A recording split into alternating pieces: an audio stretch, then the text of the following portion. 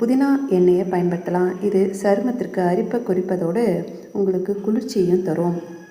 இதை நீங்கள் ஃப்ரிட்ஜில் வச்சு பயன்படுத்தலாம். நீங்கள் இந்த மாதிரி அரிப்பு பிரச்சனை இருக்கும்போது சுட தண்ணீரை குளிக்கிறத தவிர்க்கணும். இது அரிப்பை இன்னும் அதிகரிக்கலாம்.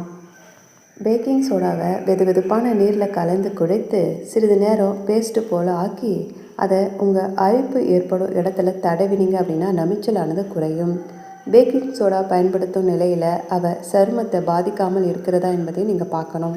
மிகவும் அரிப்பு அதிகமாக இருக்கா அப்படின்னா விபூதியை உங்கள் அரிப்பு உள்ள இடத்துல தடவலாம். இது போல் செய்வதால் உங்கள் அரிப்பு பிரச்சனை படிப்படியாக குறையும். அதே போல் நீங்கள் அடுப்பு கறியை அதாவது அடுப்பு சாம்பலை பயன்படுத்தலாம். இதுவும் உங்களுக்கு நல்ல நிவாரணத்தை கொடுக்கும். ஓட்ஸை குழைத்து அரிப்பு ஏற்படும் இடத்துல நீங்கள் தடவினீங்க அப்படின்னா அந்த பிரச்சனை குறையும்.